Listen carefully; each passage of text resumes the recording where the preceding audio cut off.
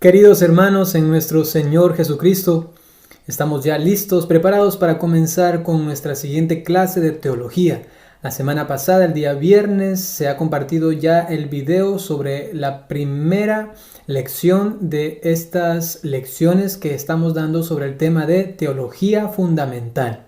Si no has visto el otro video, te invito a que vayas a Un Padrecito en YouTube y entonces veas este video para que puedas entender que es el siguiente, ¿no? Entonces hoy día vamos a tratar el tema de el deseo de Dios. Vamos a hacer una pequeña oración comenzando en el nombre del Padre y del Hijo y del Espíritu Santo. Amén. El Señor esté con ustedes.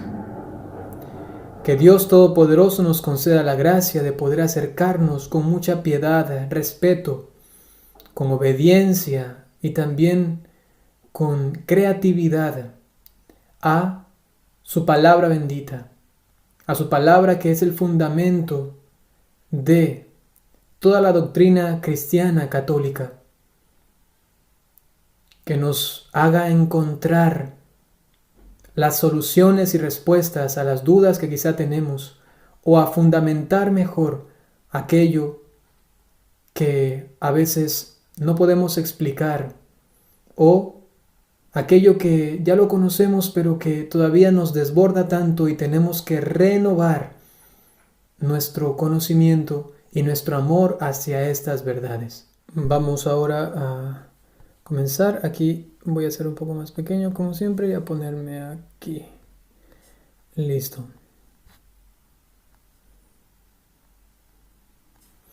Bueno, deseo de Dios. Ese tema es muy interesante, muy importante, puesto que nos va a ayudar a fundamentar las razones por las que realmente el hombre desea a Dios, y para desearlo, entonces, tiene que reconocer su existencia. Comencemos con un término importantísimo en la teología y en el ambiente eclesial. Revelar, revelación. ¿Qué significa esto? Revelar. Quitar el velo que esconde algo.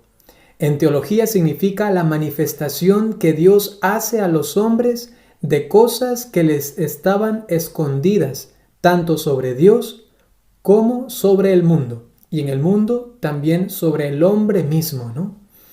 Entonces revelar es descubrir, es quitar este velo que antes impedía mirar una verdad o un acontecimiento. En este caso, una persona. Esta persona, en primera instancia, a Jesucristo, la persona del Hijo, ¿no? Pero también conociendo al Hijo, revelarnos también a la persona del Padre. Y también revelándose el Padre, revelándose el Hijo, revelar también al Espíritu Santo. Esa fue la misión justamente del Hijo, el revelación del Padre y del Espíritu Santo, ¿no? En un primer momento, Dios revela su majestad y omnipotencia mediante hechos. El hombre puede llegar al conocimiento de Dios contemplando estos hechos, ¿no? Entonces, en un primer momento, se manifiesta a Dios y se deja ya conocer, se da a entender por medio de estos hechos. Y el hombre comienza ya a captar una idea de Dios. Ah, Dios es así. Ah, Dios entonces actúa de tal manera. El hombre entonces puede llegar a conocer realmente a Dios solamente por estos hechos. La creación entera es un camino hacia Dios. Solamente buscando a Dios en la creación podemos encontrarlo. Pero ya veremos después, no es suficiente. Solamente la creación nos puede hablar de Dios, pero no es suficiente, ¿no?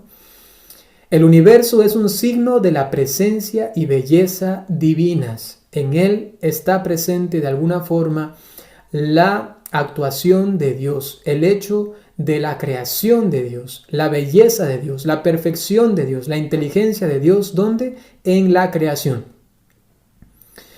Revelación natural de Dios es todo esto, que uno puede acceder, repito, en la creación y también en el universo, ¿no?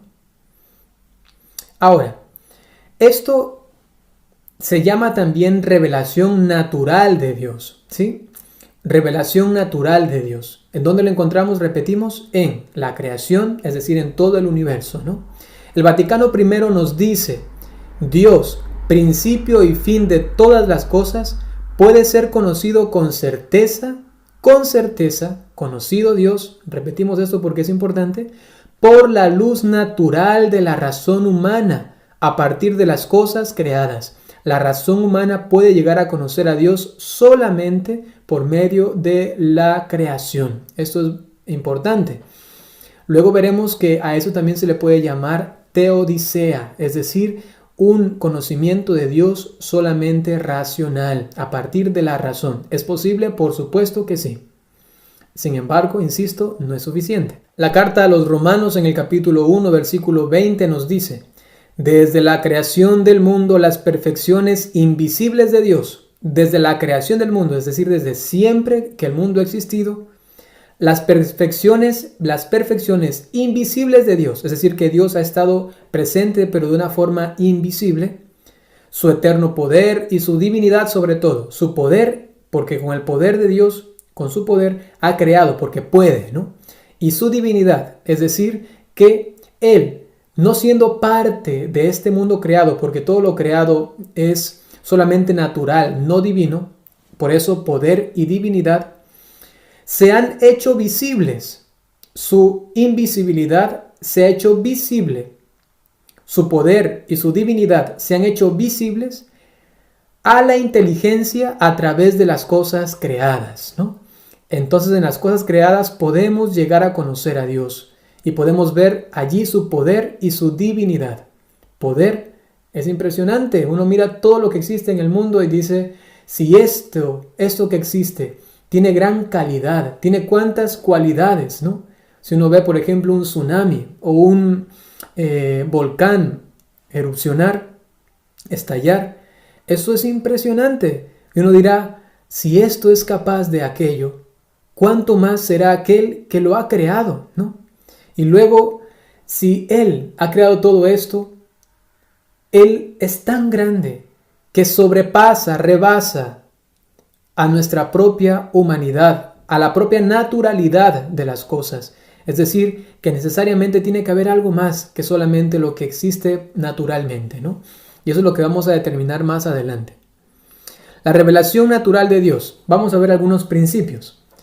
Hay que tener en cuenta que las personas que llegan al conocimiento de Dios a través de la naturaleza no la perciben como creada al principio, sino solo al final de sus reflexiones. Parten del mundo, no de Dios. Las personas que comienzan a preguntarse por lo creado, por la naturaleza, no van con la previa concepción de que Dios existe, sino que solamente miran lo creado y terminan enfocados en Dios, porque no puede haber otra respuesta a todo esto que existe, sino solamente alguien inteligente que fuera de este círculo de la naturaleza, de la naturalidad, existe. Es un ser sorprendente, un ser que está fuera de esto natural. Y entonces terminan diciendo, es que tiene que haber un Dios, ¿no? Y es lo que hacían los antiguos filósofos. Ellos que tenían tiempo para pensar y comenzaban a mirar y a realizar una hipótesis, otra hipótesis. Dios es quizá esto, o Dios es así, o estamos nosotros envueltos en Dios de tal manera. Y comenzaron a nacer tantas corrientes filosóficas de las cuales también partían luego una concepción de divinidad. Algún Dios debería, es necesario que exista, ¿no? Entonces ese es el primer punto, ¿no? Se parte de la creación y luego se llega a Dios, realizando una búsqueda de la verdad solamente por la vía natural, ¿no? Es lo que estamos hablando ahora, la revelación natural de Dios.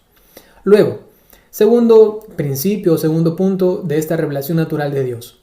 El Vaticano I solo enseña que se puede conocer a Dios a partir del mundo con la ayuda de la razón. El Vaticano I entonces nos dice que se puede realmente conocer a Dios a partir del mundo, pero por la razón. Es decir, que hay que utilizar la inteligencia. Esto es importantísimo.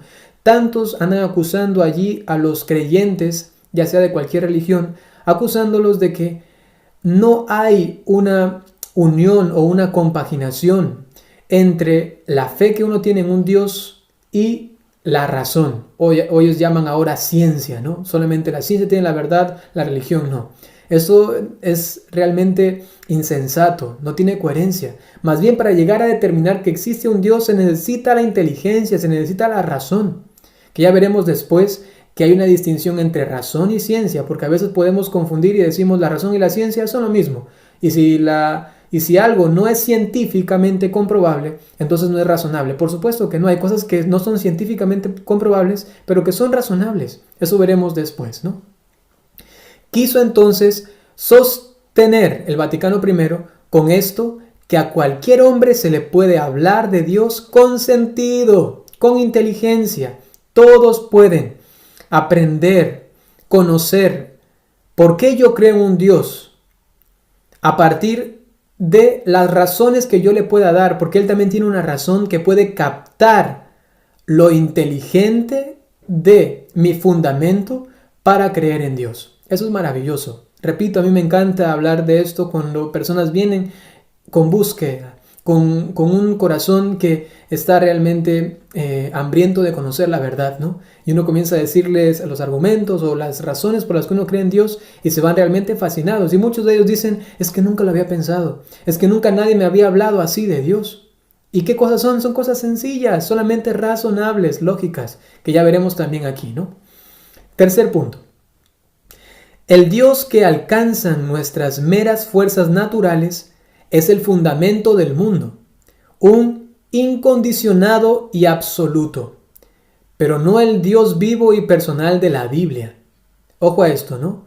Lo que podemos alcanzar por medio de la naturaleza, por medio de nuestra razón, nos llega a determinar que este Dios es incondicionado, es decir, que es ilimitado, infinito, que no tiene condiciones, y es absoluto, es decir, que no puede haber más, que tiene que haber un principio, una única fuente de absolutamente todo.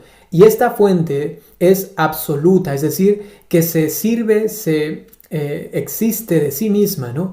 Tiene la existencia en sí misma, ¿no? No depende de absolutamente nada. Y por ello se determina que es un Dios. Algunas personas dicen, ¿qué hacía Dios antes de la creación del mundo? O algunas personas preguntan, ¿qué había antes de Dios? ¿O de dónde vino Dios? ¿No? Son preguntas, digamos, válidas, pero si uno lo piensa bien, no son razonables.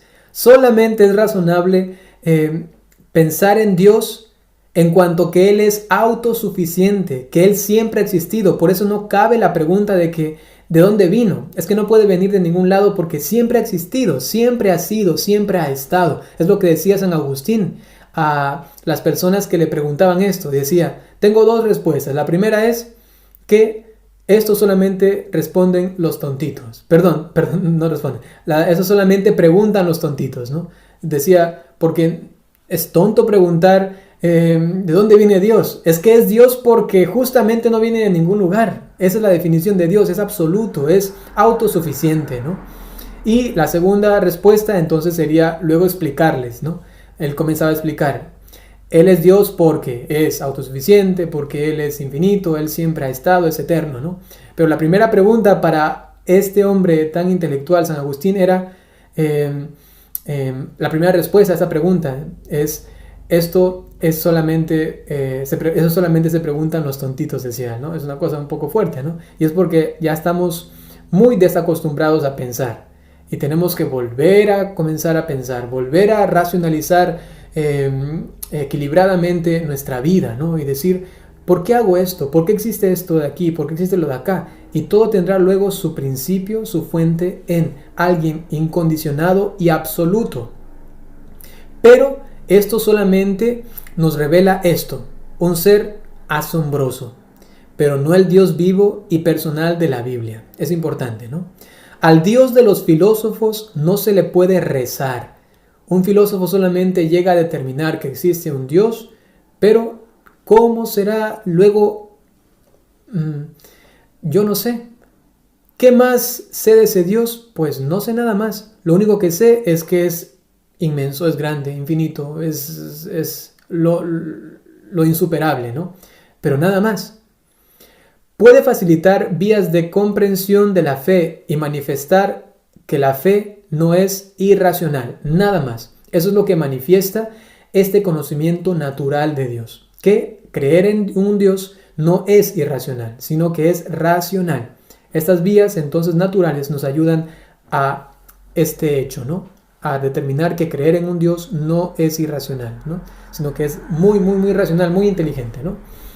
Además, llegaremos a determinar que es más inteligente creer en Dios que no creer en Él. Es más inteligente creer en Dios que no creer en Él. Santo Tomás de Aquino explica vías. Ojo a esto, vías. Eso no significa pruebas, sino vías. No pruebas en el sentido matemático o de las ciencias naturales, porque Dios no es un hecho sensible. Ojo a esto, ¿no?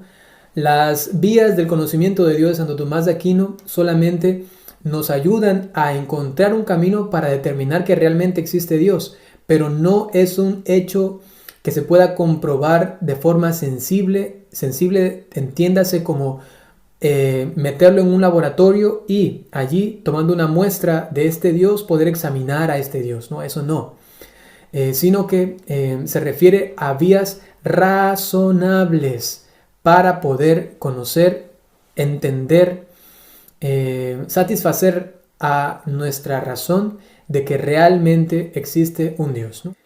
En cuanto a las 5 vías del conocimiento de Santo Tomás de Aquino, entonces vamos a explicar cada una de ellas de una forma breve, lo suficientemente clara, espero también, ¿no? Y comencemos entonces con la primera vía. Esta vía es la vía del movimiento, es decir, que todas las cosas que se mueven son movidas por algo exterior a ellas. Por ejemplo, una bicicleta. La rueda específicamente de la bicicleta solamente se mueve porque algo más exterior a ella le impulsa, le mueve a moverse, ¿no? Es un motor, ¿no? ¿Qué es lo que mueve la bicicleta? La llanta de la bicicleta, pues lo que mueve es esta cadena que está unida a unos pedales. Esos pedales son movidos por las piernas de un ser humano. Estas piernas del ser humano son movidas por la fuerza que tiene el ser humano en sí mismo. Esta fuerza que tiene el ser humano es movida por la inteligencia del ser humano, por el cerebro, ¿no? Y así uno va comenzando a ir hacia atrás y se va dando cuenta que todas las cosas que se mueven porque algo exterior a ellas les está moviendo, ¿no? O algo ha provocado el movimiento. Por ejemplo, si yo tomo la misma rueda de la bicicleta, la saco de la bicicleta y la lanzo por la calle, esa rueda va a seguir rodando. Ya no estoy yo presente, pero si me pregunto, ella no se pudo haber movido por sí misma, sino que algo exterior a ella tuvo que haberla movido.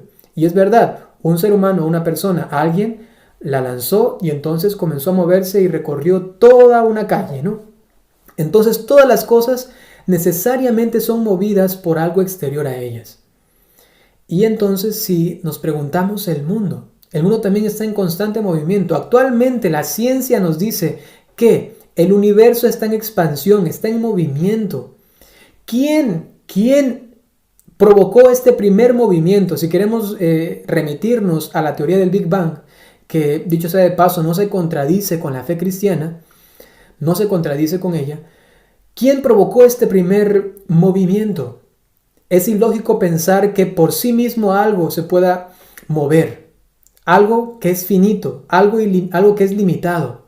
Entonces nos hace pensar que tiene que existir algo que sea el primer motor de todos, pero que sea inmóvil, que nadie lo mueva a él. Un motor inmóvil, un motor que no necesita que alguien le esté moviendo, sino que él existe por sí mismo y él solamente es la causa de los movimientos de los demás, o es el primer motor para que todo lo demás se pueda mover, ¿no?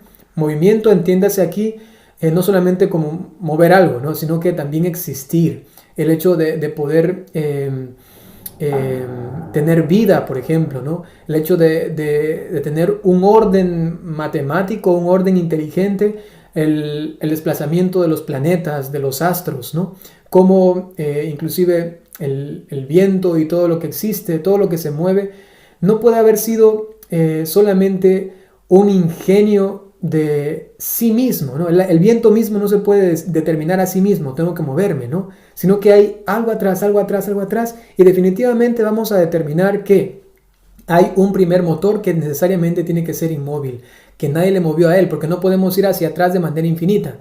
¿Y quién le movió a él? ¿Quién le movió a él? ¿Quién le movió a él? Y seguir hacia atrás, hacia atrás, hacia atrás de manera infinita, eso no se puede. Entonces necesariamente nuestra lógica, nuestra razón nos dice que tiene que haber un primer motor que está inmóvil, que a él nadie le ha movido, sino que él mueve absolutamente todo, ¿no? Es la primera vía. La segunda, causas eficientes. Es decir, que todo lo que existe tiene una causa, algo lo ha causado. El ser humano que uno ve tiene una causa. ¿De dónde viene? De sus padres. Y estos padres también tienen una causa. Estamos hablando ahorita de una causa existencial, una causa esencial, ¿no? Porque también hay otras causas medias, ¿no? Unas causas intermedias. ¿Por qué ese ser humano se encuentra ahora en el cine? Porque los papás le dieron permiso, ¿no? Hay una causa por la que cada persona se encuentra en algún lugar. Esas causas son más pequeñas, pero una causa grande como la existencial, ¿no? ¿Por qué existo yo? Porque mis padres estuvieron juntos. ¿Y por qué existen ellos? Porque sus padres estuvieron juntos. ¿Y por qué ellos? Y si vamos hacia atrás, no podemos ir infinitamente, porque el universo no es infinito hacia atrás. Entonces no podemos ir hacia atrás infinitamente y decir, es que siempre hubo antes alguien hubo antes. No, sino que tenemos que decir por la luz natural de la razón, porque además sería tontito pensar de que somos infinitamente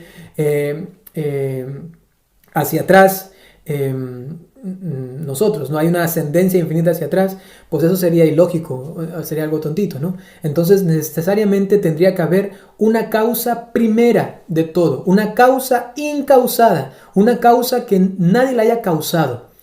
Esto que causa que todo luego tenga existencia, y este es Dios. La segunda causa, entonces, la segunda vía del conocimiento de Dios según Santo Tomás de Aquino es las causas eficientes, y entre ellas definitivamente tiene que haber una causa primera, una causa incausada.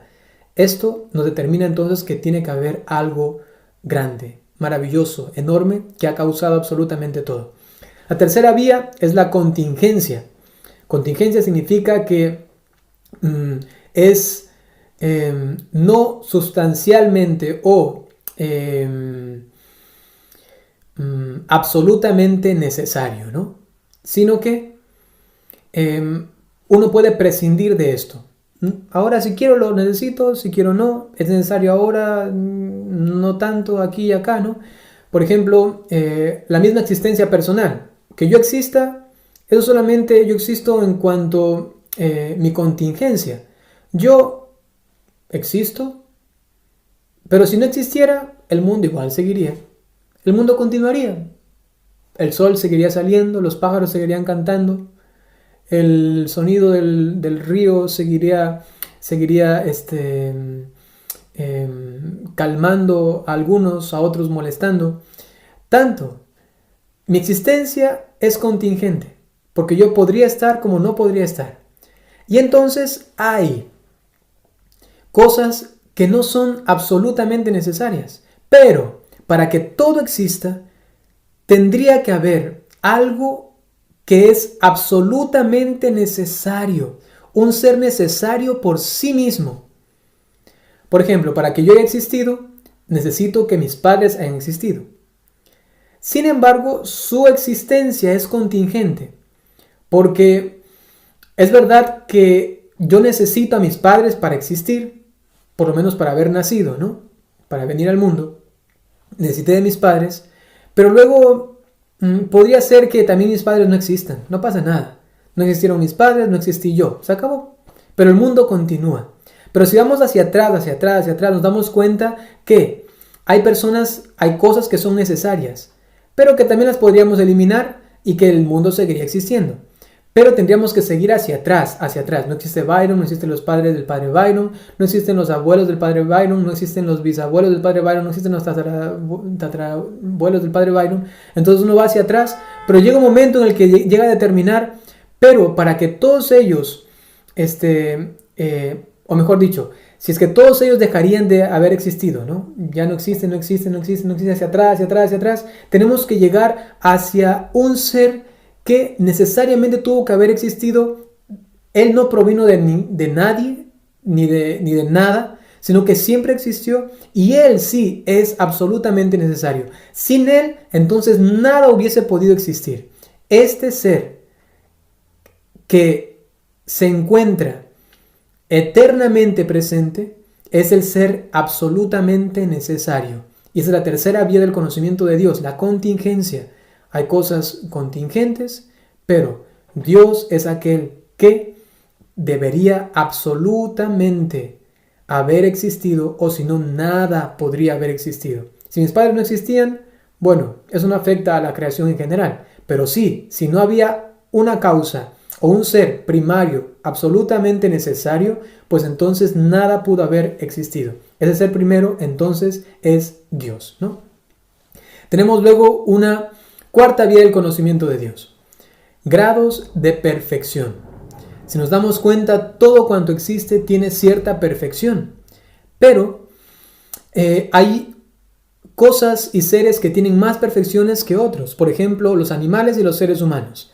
Los animales tienen cierta perfección en su inteligencia, por ejemplo, pero si uno los compara a los animales con el ser humano, se da cuenta que el ser humano tiene una perfección mucho más grande, mucho mayor, superior a la de los animales. Y entonces nos damos cuenta que aun cuando hablamos de inteligencia mismo, aun cuando esta inteligencia se podría llamar en los animales mejor como intuición, que la intuición es una forma también de inteligencia, entonces nos damos cuenta que hay perfecciones, hay grados, ¿no? También el hecho de tomar una decisión. Los perros, los animales, los gatos, de alguna manera tienen una forma primaria de decisión. Ellos de alguna manera por su instinto deciden atrapar un gato, por ejemplo, atrapar un ratón para alimentarse, ¿no? De alguna manera tiene una forma de decisión, ¿no? Pero que más se entiende en cuanto a su instinto le impulsa, ¿no? Y entonces es un grado de decisión mínima, pero muy pequeñita, ¿no? En cambio, el ser humano sí tiene una decisión contundente, una decisión real, podríamos llamar así, ¿no? Porque él sí puede determinar algo, realizar algo, aun cuando su cuerpo no le pida, aun cuando su inteligencia no se lo pida, aun cuando sencillamente se le dé la gana de hacer algo, aun cuando quiera hacer algo que no le guste, ¿no? Entonces el ser humano sí puede tomar una decisión porque tiene un grado de decisión todavía mucho más superior que el de los animales. Y si vamos por ejemplo a los ángeles, ellos tienen una decisión todavía mucho más perfecta en cuanto a grado que el de los seres humanos. ¿Por qué los ángeles están eternamente en el infierno unos y otros en el cielo? Porque tomaron una decisión perfectísima. Nosotros los seres humanos tomamos una decisión y decimos, vamos a hacer dieta, ahí estoy gordito, ¿no? Estoy así, voy a bajar de peso. Primer día lo logro, segundo día más o menos, tercer día dejé la dieta, ¿no? La decisión que yo tomé, la dejé enseguida, en unos días, o comienzo a ir al gimnasio, 2-3 días, me duele mucho el cuerpo, dejo el gimnasio, ¿no? Entonces, en cambio los ángeles, cuando determinan algo y lo deciden, lo hacen eternamente. La decisión de los ángeles por Dios fue eterna y está en el cielo, porque fue tan perfecta. La decisión de los ángeles caídos, los demonios, que fue contraria a la voluntad de Dios, entonces fue tan perfecta que ya no pueden retractarse, porque tomaron una decisión perfectísima. He ahí un grado superior de decisión en cuanto a la que nosotros tenemos. Ángeles, hombres y animales. Es solamente un ejemplo, ¿no? Entonces, si hay grados de perfección, podemos decir que si todo lo que existe tiene ciertos grados de perfección, solamente se entiende que algo tiene perfección en cuanto proviene de algo que tiene la misma perfección. Por ejemplo, el ser humano proviene de otro ser humano. Y uno es así de perfecto en su inteligencia, en su libertad, en su voluntad, en su memoria, en cuanto que proviene de un ser que tiene la misma calidad o grado de perfección. Esta perfección se puede ir devaluando o degenerando a la medida que pasa el tiempo, por supuesto. Por ejemplo, el mundo entero, el planeta Tierra, se está degradando porque lamentablemente el ser humano lo está azotando. Y sus grados de perfección en cuanto, por ejemplo, el clima o el desarrollo de la fauna y la flora, va lamentablemente en los días actuales siendo tan extraño. Uno como que ya se va preguntando y se va diciendo, ¿acaso la creación, el mundo está loco? A veces decimos eso, ¿no? Y no nos damos cuenta que la causa de que se comporte así ahora el planeta Tierra es porque nosotros previamente hemos sido los locos que lo hemos masacrado tanto, ¿no? Entonces, si hay grados de perfección, podemos decir que si tenemos perfección nosotros, tiene que haber algo superior a nosotros que nos haya dado esa perfección. Y tiene que haber un ser tan perfecto del cual nosotros procedemos que sea absolutamente perfecto. Y esta es la cuarta vía entonces del conocimiento de Dios para llegar a decir que existe un ser perfecto por esencia, que Él mismo es perfecto en sí mismo, por sí mismo, ¿no? Y una quinta vía del conocimiento de Dios es la finalidad. ¿Qué quiere decir esto? Que todas las cosas se ordenan a un fin. Yo estoy haciendo este video con el fin de que ustedes puedan verlo y formarse. Llegar con la palabra de Dios y con la doctrina católica a muchas personas.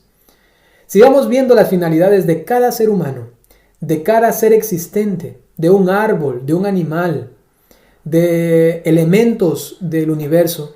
Nos damos cuenta que todos tienen que tener una finalidad y es verdad, todos sirven para algo, todos se conducen hacia algo.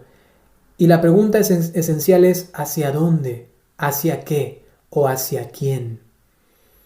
Eso es lo que mataba o rompía la cabeza a grandes filósofos, inclusive ateos. Por ejemplo, un Nietzsche o un Freud, que llegaban a determinar que era necesario que Dios existiese.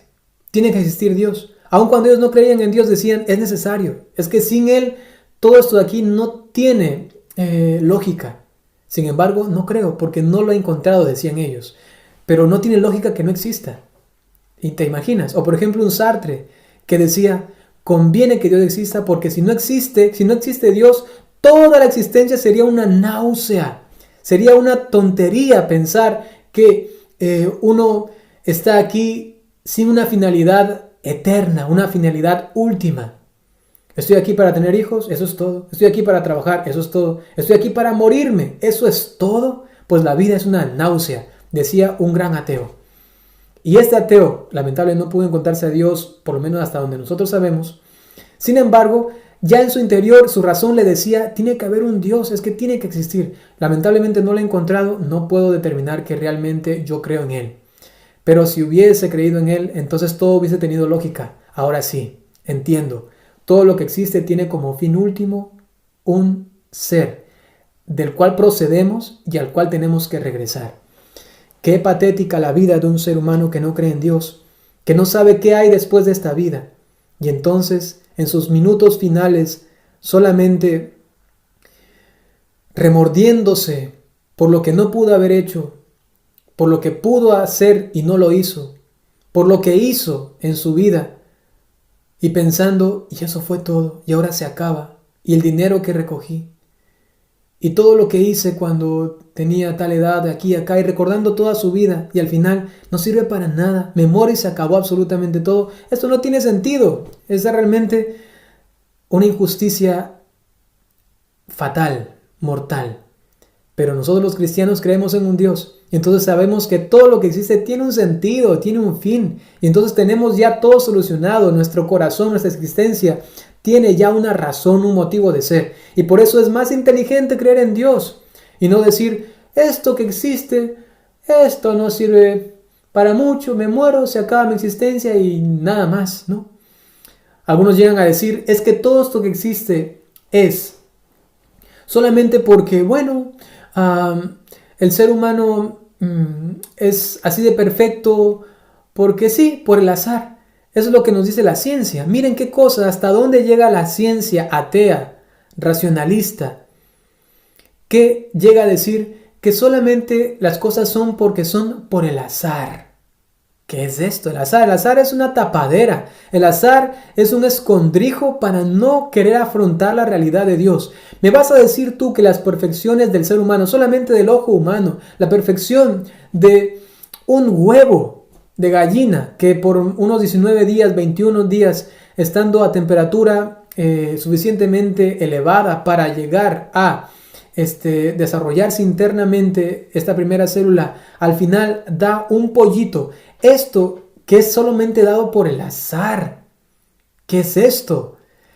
Si me das un libro escrito de una forma maravillosa, impecable, y yo te digo que ese libro procede de un mono que cerrado en un cuarto estuvo con una máquina de escribir y comenzó a teclear, y salió este libro, tú me dirías, yo no te creo eso ni aunque me pagaras, ¿no? Es algo tonto. ¿Cómo me dices que este libro tan perfectamente bien escrito viene de un monito que estaba ahí tecleando en una máquina de escribir? Un mono, ni siquiera un párrafo podría ser bien escrito. Y luego tú me dices que todo el mundo, todo lo que existe, todo lo creado, viene del azar, como un mono que comienza a teclear, así todo se dio así, porque sí, ya explotó algo por ahí, cada cosa se dio, porque sí, ya creo en el azar. ¡Qué tonto! Prefiero creer en un Dios que es inteligente y que ordenó todo, y no decir el azar. Allí se explotó y todo tal cual como cayeron las cosas por aquí, gases y todo se mezcló y al final se ordenó todo perfectísimamente. ¿Cómo me vas a decir a mí eso? Eso no te lo creo ni por nada. Tu monito allí en el cuartito es con una máquina de escribir, tecleando como sea. Yo no creo en eso. Yo prefiero creer que este libro procede de una persona inteligente que se dedicó a escribir bien cada párrafo para luego llegar con su mensaje. Eso es más inteligente. Y este mundo que es más complicado que un libro y más perfecto, ¿procede del azar? ¿Procede de un monito tecleando cualquier cosa? Por supuesto que no. Tiene que proceder de alguien inteligente. Y así los grandes científicos determinaron que tenía que existir un Dios. Matemáticos que decían es que tiene que haber sido un gran matemático, aquel que hizo todo esto, ¿no?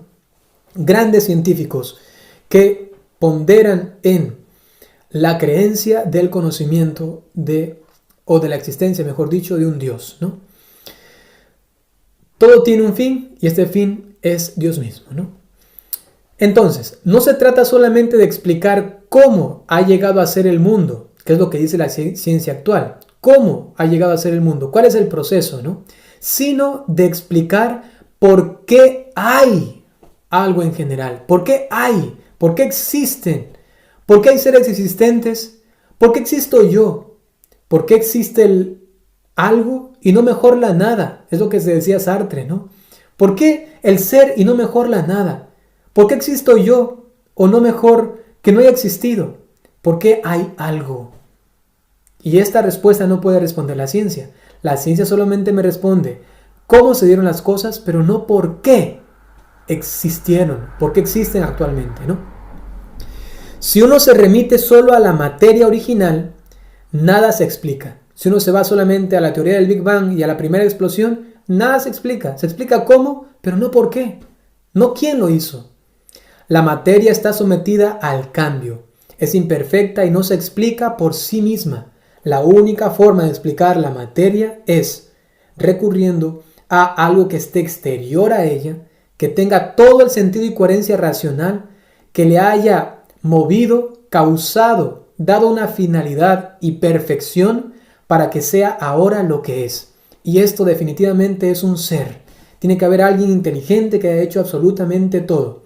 Un motor inmóvil, un primer motor inmóvil, una causa incausada, un ser absolutamente necesario, un ser perfectísimo, al cual se dirigen todas las cosas. Este ser es Dios. ¿Cómo lo determinamos? Solamente por la razón. Hasta ahora no hemos mencionado nada de la iglesia, nada de la fe, solamente por la luz natural de la razón. El que opta por Dios, opta por el sentido del mundo. El que opta por Dios, se puede decir también, opta por el sentido común. El que opta por Dios, opta por la razón. Una razón que no se bloquea a algo que es exterior a ella, por supuesto que no. Una razón que entiende que hay cosas que no puede entender. Una razón humilde, una razón coherente, una razón equilibrada, que determina, hay verdades que mi razón entiende, pero hay otras que, aun cuando no pueda contenerlas totalmente, esta misma razón me dice que allí se encuentra la verdad, ¿no? Eso es maravilloso. Entonces el que opta por Dios opta por el sentido luego de entender también al mundo, porque sin Dios este mundo, repito, es una náusea, es algo sin sentido, es una realmente tontería, que no sirve para nada. Existo aquí para morirme y que todo se acabe, qué fea la vida, realmente tengo ganas de vomitar, diría Sartre, ¿no? Este mundo tiene un sentido que nos sobrepasa con frecuencia. El mundo está hecho de tal manera que no es comprensible sin Dios. Sin Dios no se entiende nada. Es más razonable entonces creer que Dios existe que creer que Dios no existe. La fe en Dios nada tiene que ver con una negación del pensamiento. Algunos dicen que creer en Dios es negar el pensamiento. Burradas. Creer en Dios es más bien consolidar mi pensamiento, es remitirme a mi pensamiento. Por ello, es el fundamento último del pensamiento y una exhortación constante a pensar. Dios mismo, entonces, es el fundamento de mi pensamiento.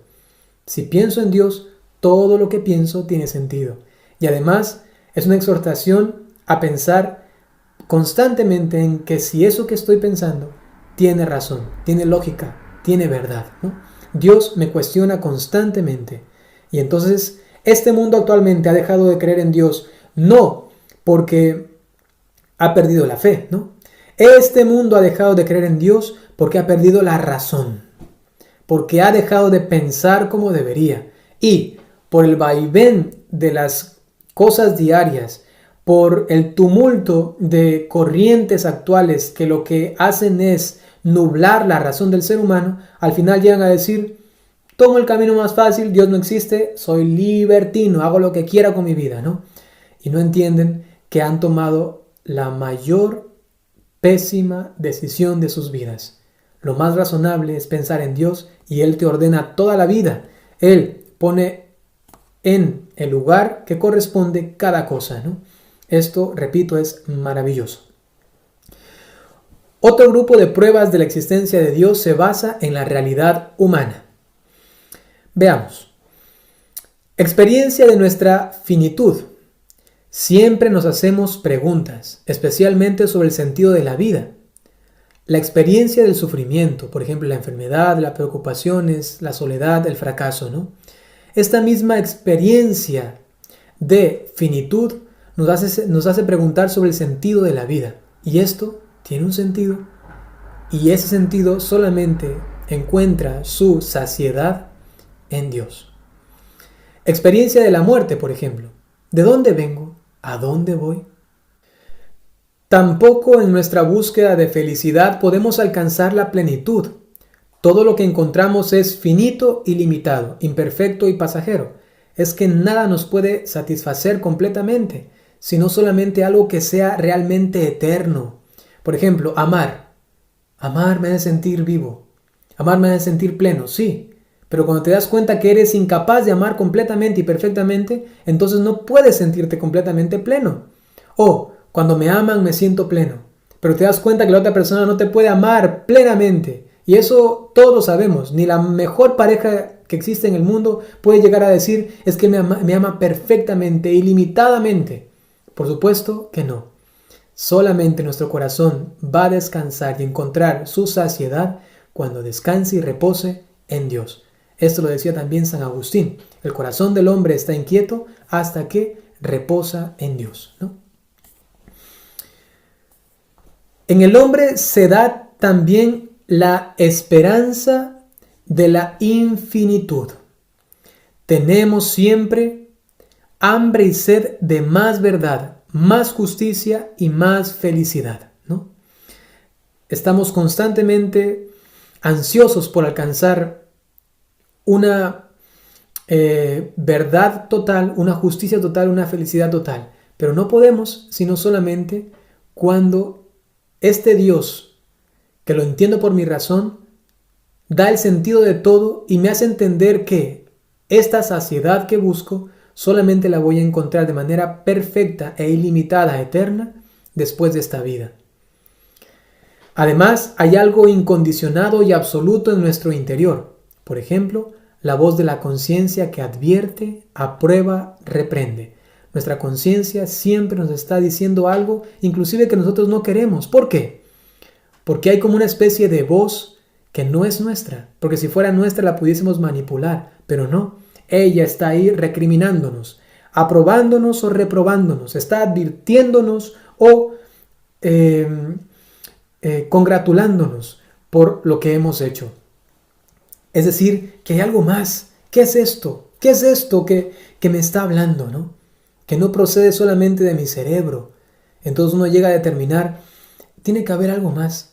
Esto no puede entenderse por sí mismo, sino que tiene que entenderse por algo superior a esto, a todo cuanto existe. Otras pruebas de existencia de Dios, de la existencia de Dios que se basan en la realidad humana. Por ejemplo, hay injusticias que claman al cielo, como la muerte de un inocente. ¿Esta injusticia quedará así impune? Esta injusticia, este hambre de poder brindar lo que se merece a aquella persona y que no puedo conseguirlo, ¿se queda así impune? Pues entonces nuestro interior nos dice, tiene que haber algo que ordene las cosas, que haga justicia. Y entonces los cristianos, por ejemplo, decimos, claro, Jesús lo ha dicho, aquel que aquí ha sido tratado injustamente, en el cielo será recompensado. Dichosos los que lloran, porque serán consolados. Dichosos los que tienen hambre y sed de justicia, porque serán saciados. Nuestro interior clama por algo que no encuentra aquí y que lo entiende luego y lo puede encontrar después de esta vida. Y ya de alguna forma saborearlo desde aquí, ¿no? Lo incondicionado y absoluto se nos revela también en el amor. Quiero amar perfectamente, ilimitadamente y no puedo. Necesito la ayuda de algo o de alguien y me hace pensar en alguien que pueda capacitarme en hacerlo. Y entonces volvemos a remitirnos a Dios. Pero el amor humano puede llegar a decepcionar. Ansiamos lo infinito, lo eterno y lo absoluto y no podemos alcanzarlo en esta vida. Sencillamente no, tiene que haber algo más. Solo Dios puede llenar el corazón humano. San Agustín, en sus confesiones, decía, inquieto está nuestro corazón hasta que descansa en ti, Señor. Solo si Dios existe, tiene sentido la vida humana. Sin Él, todo es una lamentable náusea, tontería, sin sentido. La dignidad humana tiene en el mismo Dios su fundamento y perfección. Esto lo dice Gaudium et Spes en el numeral 21. La dignidad humana, el hecho de decir que el ser humano vale, que la mujer vale, que el hombre vale, que el niño vale, que el anciano vale, que el embrión, que el feto en el vientre de la madre vale, que hay que respetarlo, tiene su fundamento ¿en quién? En Dios mismo. Sin Él, el ser humano no sirve para nada. Es solamente carne y huesos. Puedo matarlo. ¿Por qué? Porque no tiene dignidad. ¿De dónde provienen los derechos humanos? Me refiero a los derechos humanos en todo el planeta Tierra. ¿De dónde proviene? Pues proviene de Dios. Se crearon justamente los derechos humanos universales, generales, aquí en el planeta Tierra, por Dios, por el fundamento cristiano, filosofía y teología cristiana, doctrina cristiana. Ahora, si sacas a Dios, todo está permitido. Todo está permitido. Haz lo que se te dé la gana, porque todo está permitido. Nada tiene sentido. Sale y mata al que te cae mal. ¿Por qué? Porque no sirve para nada. Igual se tenía que morir. No hay dignidad humana. No hay bien ni mal. No hay moralidad. Por eso conviene solamente que Dios exista. Solo por la pura racionalidad. Pero además Dios existe. Y entonces no solamente conviene, sino que realmente Él existe. Él está presente. Te invito, si es que no lo has encontrado hasta hoy, dar una oportunidad, ora y te vas a encontrar con Él. Pide ayuda a alguien que ya lo ha hecho, Él te enseñará un camino. Dios es un misterio profundo. Habita una luz inaccesible, dice la primera carta a Timoteo, en el capítulo 6, versículo 16. Habita una luz inaccesible. Como seres finitos, no podemos comprender nunca al ser infinito que todo lo abarca. No podemos llegar a una comprensión absoluta de Dios. Dios es infinitamente más grande que nuestras imágenes y nuestros conceptos. Todos ellos, imágenes y conceptos, expresan más bien lo que Dios no es que lo que es. Expresan más bien lo que Dios no es que lo que es. Porque eso se llama teología negativa, ¿no? Es decir, llegar a decir todo lo que Dios no es. Dios no es aquello, no es aquello. Es más fácil decir lo que Dios no es que lo que Dios es. Porque llegar a determinar esta palabra tan sustancial, tan importante, Dios es esto, es muy difícil. Más bien puedo decir lo que Él no es. Dios no es malo, Dios no es esto, eso, esto, otro, ¿no? Es una especie también de especulación teológica válida que se llama teología negativa. Llegar a decir lo que Dios no es. Porque llegar a decir lo que es, no puedo, porque es demasiado grande que no puedo definirlo. Dios es y definirlo. Aunque la definición más hermosa la tenemos en la Sagrada Escritura. San Juan, Dios es amor, ¿no? Es la más sencilla, es la más grande y más profunda, pienso, en cuanto a definiciones de Dios, que son muy difíciles de hacerlas, ¿no? Pero la palabra de Dios misma ha querido definir a Dios mismo. Es amor, ¿no?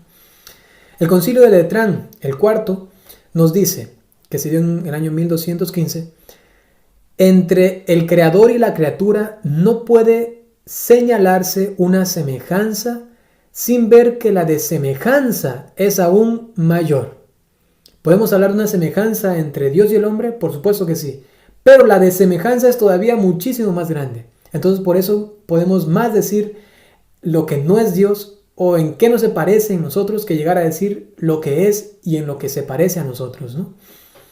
Nuestro conocimiento de Dios es análogo, solamente se da por analogía, es decir, por comparación. Conocemos a Dios solamente porque lo vamos comparando en los seres creados, en las cosas existentes. Entonces vamos así comparando cómo es Dios según eso que conocemos y entonces tenemos una idea de Él. Es válida entonces la analogía, ¿no? Eso también lo aprueba el Concilio de Letrán. Sin embargo, escúchese bien esto, eso está solamente o más específicamente ordenado al conocimiento natural, ¿no? Luego cuando veamos que eso es otro apartado, no consiste fundamentalmente en teología fundamental, ese es otro apartado, veremos que en Cristo, en cambio, Dios se ha revelado y se ha manifestado de una forma tan perfecta y cercana a los seres humanos, ¿no? Que podemos ya luego decir mucho sobre Dios, ¿no? Vamos entonces a terminar esta clase. Vamos a pedir a nuestra Madre Santísima, la Virgen María, que nos siga acompañando, ayudando y animando a seguir formándonos, ¿no? Ya son miles de personas que han visto los videos de estas clases de formación. Estoy también muy animado, les invito a continuar. Si tienen alguna pregunta, háganla por favor en los comentarios, ya sea en Facebook o también en YouTube. Y pueden compartir estos videos también. Y recuerden que el próximo viernes estaré subiendo la siguiente clase de teología fundamental, porque nos encontramos ahora en este apartado, en este curso concreto de teología fundamental. Luego vendrán los siguientes cursos de otras áreas o apartados de la teología, ¿no? Dispónganse entonces para recibir la bendición. El Señor esté con ustedes. Les bendiga Dios Todopoderoso por intercesión de la Santísima Virgen María, San José, todos los ángeles y santos, San Juan 23, Papa, en el nombre del Padre, y del Hijo, y del Espíritu Santo. Muchas gracias por haber compartido conmigo esta clase. Hasta pronto.